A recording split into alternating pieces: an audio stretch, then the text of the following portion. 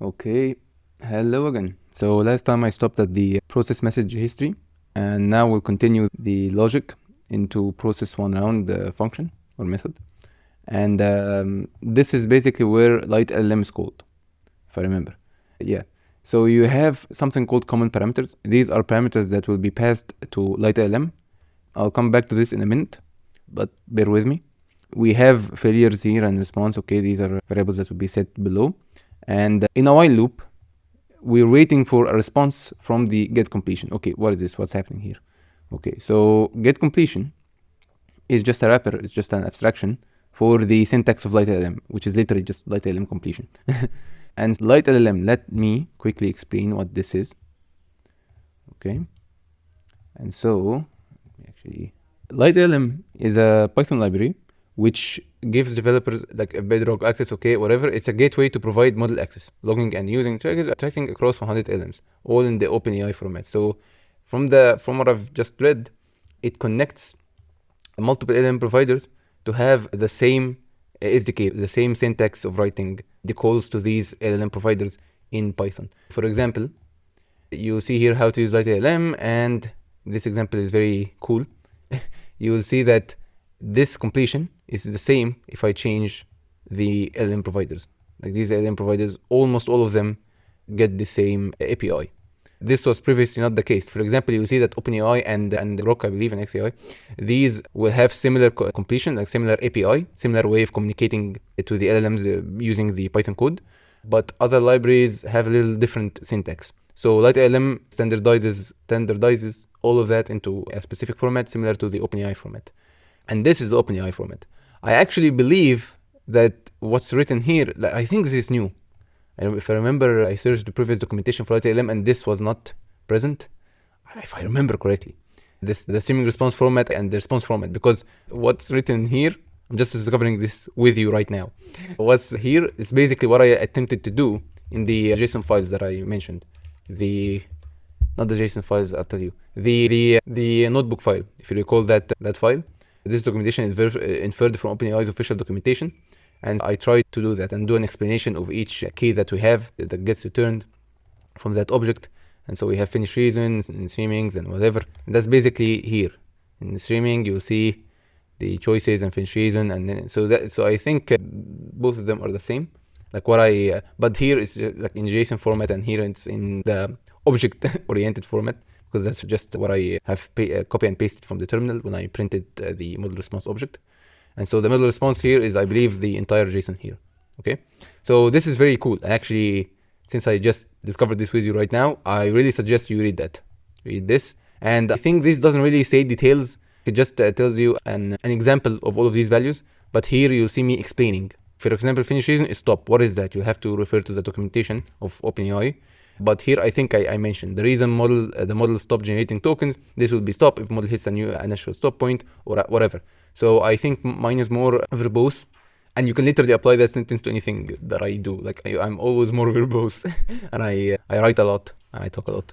But hopefully that all of these writings will help you out. And it's cool. It's a cool SDK, and it's really easy to set up. For example, in here, if you want to set up a GPT-4 or any model from OpenAI, then we make sure that there's an environment variable called OpenAI API key.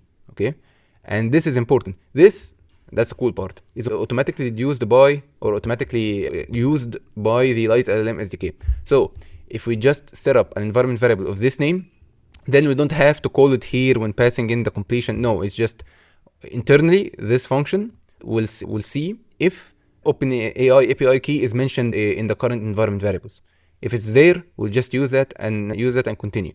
Okay, so that's the cool thing about it. And I think there's a way to pass it as well, if you want. If I go to completion Lite LLM, set completions, I think you will see input params. I think you will see the API key if I search for it, because I remember seeing that. Yeah, API key. You can put it. Okay, you can put it. So if you put it, it will be dynamic, but you really won't change it in a server or like in configuration. So you normally just put it in the environment variable and it's read, and it's read by all of these. So that's it. It may help if you have multiple API keys and you want to set this completion to that API key and another completion to another API key, etc. But other than that, it's good. and it automatically gets deduced. For example, let's say you have a system where you have a code here that says completion, and it calls an OpenAI model, okay? And then another part of the code, for example, just this is a dummy example, you have Grok here, okay? So you have a completion, but now we're passing in a Grok, a module for a model from Grok, okay, from XAI. And so here, if we now in the environment variables set up a key called OpenAI API key and set up another key called XAI API key, then this will get mapped to this, to where the completion mentions XAI, and this key will get mapped to where we mention OpenAI key. So it's really just straightforward setup, okay? And so this is what we're doing here. You'll see that we're doing here a completion. Let me get back to the code. A completion here, and if we see the example, you will see OpenAI key here. It gets read, okay? It gets read by this call. So this is a get completion. We call it here, and we pass to it the params. What is params? It consists of two parts: common params and specific params. The common parameters are these. You can see the pages that I just opened up with you to see its details. Let me see if I can bring it up again. Did I just close it? I close it. Yes, this one, input params. Okay. So all of these, you can see an explanation of each one of them to read what it's all about. But yeah, it's basically the model which is GPT-4o for now, the message history, the entire history of messages until the last, for example, user message that the user wants to answer, wants the LLM to answer, and then the streaming mode, if it's streaming or not. For now, this is always true. Hopefully, we're planning to make this dynamic. And then we have all of these parameters. You can read about them in the document and the documentation. So these are the common params, and what are these are params that could be true or false based on who called the function called the process one round. So you have use tool and you have stream. Okay, so we set stream in the common params because we always just commonly use this, but the use tool one could change here. We're saying that if it's true, and if use tool is true, we will add this parameter. So this, if you don't know, this syntax is called unpacking. This is the dictionary, params is dictionary here. And so this part is a dictionary itself, okay, consisting of two keys. So we're saying we're going to create a dictionary of two keys and then two key value pairs, and then we will unpack these two key value pairs into the remaining key value pairs of common params. So again, common params is dictionary. We take that dictionary, unpack it here. So when we say double asterisk here, you can imagine all of these key value pairs getting spread into this. So you can just imagine with me, this dynamically gets replaced. Oh, sorry, oops. This dynamic gets replaced with all of that. It's as if we are putting all of this right here, okay? And then we continue. So you can imagine it like that. Here we're unpacking all of these key values here. We're unpacking these two key value pairs and these two key value pairs until we have all the key value pairs of params dictionary, okay? And this is also the case if JSON format, I believe, do we set this? No, we don't set it to true. So what is the JSON format? JSON format is basically saying when the LLM provider replies back to the user, how do we want it to respond? Do we want to respond in free form text and to just write, okay, I'm sorry, etc., etc., etc., or do we want to standardize a JSON structure that the LLM provider always abides by and follows? So we can say, if you do this, then I think we can specify, for example, how we want the JSON to be returned to us. So the LLM provider can give us, for example, how do I say it? I want a clear example. You can say, okay, suppose we're always using Ansari to just get relevant ayahs based on the user query. We want to always standardize how Ansari responds by having a JSON where the key, with the first key is called relevant ayah 1, and then the value is the ayah itself, and then relevant ayah 2, that's another key, and then the value. So this is a structure. This is a structured response. Okay, this is what will happen if we make this true, if we put these key value pairs. And if we don't put them, if we don't put the type as a JSON object, it will be free form text. So in that same dummy example, we'll be returning, okay, here is a relevant ayah as you asked, and then colon, and then the ayah, and then here is another relevant ayah, and then the ayah. And so that's free form text, that isn't structured. So that's the difference between a JSON object and a normal free form response by the LLM provider. And these are all the parameters that we care for, and we rarely adjust these parameters since the beginning of the project. But that might change if we try to see other LLM providers like Anthropic or XAI or whatever. But for now, we're sticking with ChatGPT. For now, with OpenAI. Okay, and exceptions here is the failure that you saw above. The failure, we keep counting up the failures and seeing the maximum failures. I think this is repetitive with the, like this exception and failures block is similar to the one above it, like the one in the functions that I previously explained here. Because here we, in the process message history, we're also doing a failure here. So I think this is redundant code. I think we don't need to do the exception here. Anyways, we have it. And then we are printing the, logging the trace back and all of that. All of that is great. Wait, where am I? Yeah, back in process message history, okay. In here, I think we do similar exception. Yeah, literally similar excepting. I think it got copy and pasted. Process one round, we do all of these exception as well. And so this is the exception part. This is, I believe this is easily understood. And so now comes the, I think the most tricky part of the code here. How we get each chunk and yield it. And so here's what happens. Up Lite LLM returns a response. Okay, a response object. And this response is what? It's a model response or a custom stream wrapper. So let's get back to the stream here. If we see example stream. If set to true, it sends partial message deltas. Tokens will be sent as they become available with the stream terminated by a done message. Okay, and so this means that this will be streamed. Okay, that's why this is also a possibility, custom stream wrapper. And since we're always true, then for now this will always be the case. So as you can see, the code isn't really written in a way that accommodates for non-streaming code. It only takes care of a streaming scenario. So this is actually a thing that we might change in the future. And for chunk in response, okay, so response again is streamed. So each word, for example, comes in a chunk in this variable. So we take each chunk and response, and we do this for loop init. All of what you're going to see now is just syntax. We're saying that from chunks there's something called choices and there's something called delta. What the heck is that?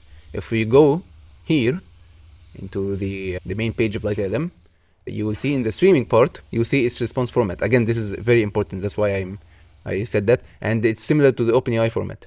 Okay, we have something called choices. Okay, so again, supposing this is a model response or a stream response object, which is chunk. So we can, from chunk, as you can see here, you can see that from chunk, we get choices, which is this one, okay? And this is a list, because you see its value here is a list. And so we get the 0 element, which is the first element here.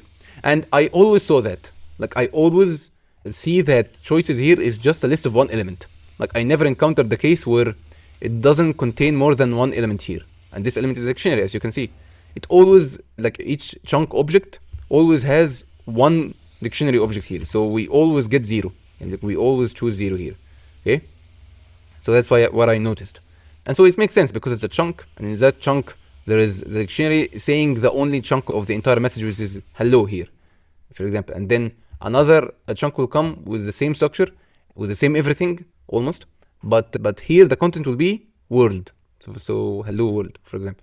And this is how you can imagine the flow going. We're taking choices, we're taking 0 element, this which is this dictionary. And from this dictionary, we're accessing delta, which is this one, delta, okay? And we get back this dictionary. And now, if delta.content is not none, and this is self-explanatory, so this is not none, this part is not none, we will add it. We will, from the list of words and the words that we have, we will add to it delta.content. Notice how we don't say a space. We don't do that because it actually, the spaces and all of that and the dot and whatever, and it can be in the chunk. So you can see this as hello space, or hello, and then the next chunk is space world, and etc. This we added to the list of words, and then we return the delta content. We yield it. We yield the current word that we have, the current chunk that we have. And you remember the logic of yielding. I want to explain it again. Okay, and we say that the response mode is words. Okay, and this will come later. This if the delta content is not none.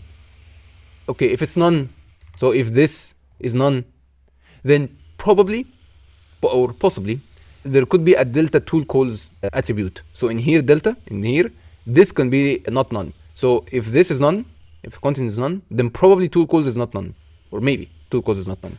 So we're checking for that. And so if tool calls is not none, then we will say the response mode is tools. Okay, is a tool. And then we get the tool call chunk list. This is what TC stands for, tool call chunk list. And then we get the tool calls here. And then we see in each tool chunk in the tool chunk list, we do that logic. I want to see if there's an example of tool calls here, because I don't think, yeah, here it stays as none. So I don't know if I put maybe here I put an example in my notebook file to make you, oh, not this one, to make you visualize tool calls.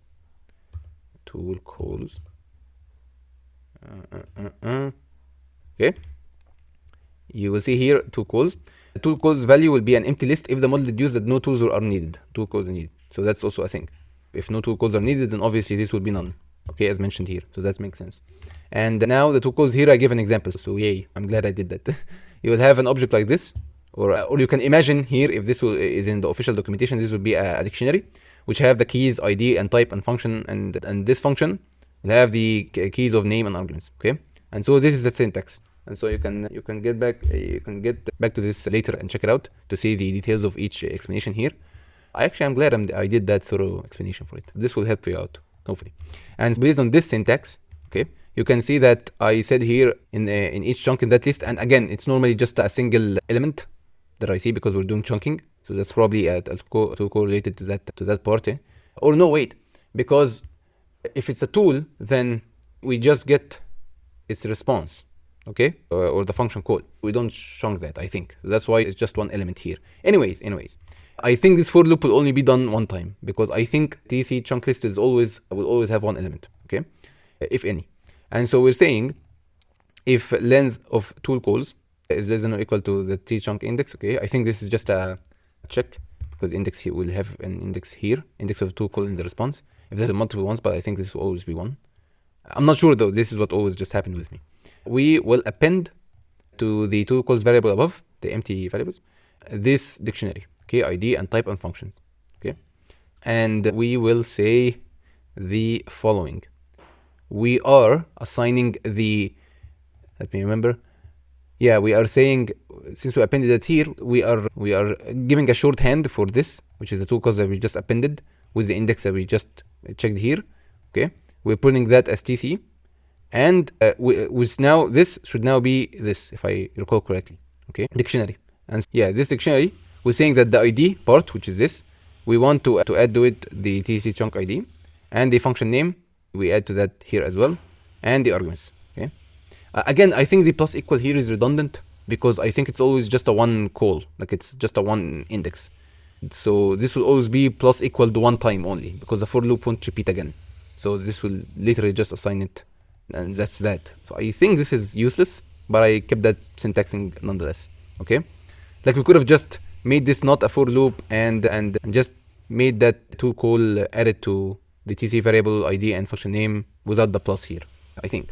Because again, one last time, I do not recall I ever saw this length like of this list exceeding one element. But I guess I made it like that just to be aware, to make this code compatible with any future updates in OpenAI, for example, if they decide to make this more than one element. And this is the part of tools. Now, now all of that was in the for loop. So now we finished the for loop for chunking response, okay? And so if we are done with this, we say response mode words, okay? And we check the response mode that we assigned here, okay, in the for loop. And so if it's words, then we append, okay? We append to the message history related to this Ansari instance, okay? We append to it the message, the final response from the assistant, from the LLM provider, okay? So the words here will be the whole list of chunks, all of them concatenated together. Okay, all of the final response of the AI model of Ansari. And then we will log, i.e. we will save that to the database, okay? So the log save the assistant response to the user's current thread in the database, okay? This is what this does. Again, I'll explain that part in ansari.db later. And this is the tricky part. If we call the else, if we are using a tool, not words, so if the response in the chunks above was a tool, related to a tool, not the normal response of the LLM model, then we will do the following logic. We'll have here a succeeded boolean, and we will do a for loop for all the tool calls. Again, I think this will only run one time, because again, I think we only have one element here in TC, but anyways. And we will say, we'll get the tool name and tool args and tool ID from the tool call dictionary that defined above. And we will pass all of that to self process tool call function, okay? Again, this is, I toggled word wrapping, so that's why this is the same line. Okay, anyways, and so we call this method and we pass these details and we get the output from the tool. Okay, from the function we get the output, its output, and we get an internal message, we'll explain that later, and we get a tool message. What the heck is that? Let me continue with this function and then I'll get back to this one. Okay, we log the tool's response to the user current thread in the database. We say that if it was successful, so no exception occurred, and self message logger is none, and this is the message logger which actually saves stuff to the database. So if it's actually defined, if we define to save things in the database, then we want to save it. How do we save that? We add a tool details dictionary here, okay, and I'll explain that, and then we log that as well. Okay, we log the tool details, and then we log the output of the tool, and then we log the tool name that we used. Okay, we log all of that to the database, and that's it. Now comes the final question: what the heck is this? What is process tool called? As from its name, we process the LLM, the tool that the LLM wants to call. Okay, what is that? We pass in the following: the tool name and arguments and ID. Because we have multiple tools in Ansari, we want to know what the tool name is. So let me first go through that logic. If tool name is not from the list of tool names that we define in Ansari, then we say that this is an unknown tool name. This should never happen. This should never happen, okay? Because we tell Ansari, we tell the LLM provider the tools that we have, and we tell them their exact names. The LLM should never mistake their names. So I don't think we ever got that. Okay, I don't think so, but this is here nonetheless. And then we say, if this is okay, we try to load, do JSON load into dictionary, the tools args string. And so what the heck is that? Okay, what is tool args? Let me give you an example to imagine the situation. Let's say the user says, tell me ayah to 2, okay? And so Ansari decides that this is a tool call. We can use a tool we have called search Quran. I'll explain that in a bit, okay? And we can pass to that, because we can pass to that the ayah number, okay? Ayah number, which is a string, okay? And we define somewhere, I'll show you that later, that search Quran expects a parameter called ayah number, which is formatted like this, okay? So basically what will happen is, if the user asks something like this, okay, the LLM will infer that, okay, from my code base that the developer has written, I am aware that we have a function called search Quran, and I'm aware that this function needs an ayah number, and I deduced that the user query has an ayah number here. So let me pass that into here, okay? So now this will be converted to a tool argument, okay, to tool arguments. And so how does the LLM write the format of the tool argument? It writes it like so. It writes it as a dictionary, okay? And I just want to remember how it actually gets written. And tool args, arguments to args. I think if I remember correctly, it writes it based on how we define the function. So we define it with enum. So we'll probably see the model returning a dictionary which is like enum, okay, and then its value 2. Okay, this will be returned. So actually, tool args is a string that looks like this. So this is decodable. Like we can decode this into JSON. We can JSON load this from a string like that to a dictionary. Dictionary will have a key value, and I'm mistaken here. It's actually not enum. It's query. It's query. So it's written here query, and so from query, if I load that, we get the dictionary, which is like this. And using the query key, we get the value like this. And so this value will be here. Will be in query. Okay. And now we can use query here in this part. So we can say we can get the tool instance, which is either search Quran or search Hadith, or can be other search tools. I want to update this actually. And this tool instance will be the function tools that we get from here. Okay. What is here? This is this part. When we define Ansari, we say that we have a tool name to instance dictionary, which maps tool name to its instance. So we have tool name. This is a function that we define in other files like search Quran, and I'll explain that later when I get to the tools section. And it mentions its tool name, which is search Quran. Okay, this is the example that I've been given. And we say that this search Quran key, its value is this search Quran instance, which is what we defined here above in the init as well. Okay, so we just map the keys, which is the tool names, to the values, which is the class instances. Search Quran. These are the tools. That the class of search Quran, okay, which contains the function that I need, which is search Quran function. Okay, and we get that tool name. Okay, so for example, in our example is search Quran, and then from this search Quran class, we run the function run as list. Okay, this is a method inside search Quran. Okay, which for example is here. It takes a query, and then we process it using the run function, and the run here just calls an API to an online service, which returns from us the most relevant ayah based on the ayah that we sent here in the query. Again, I'll explain that later.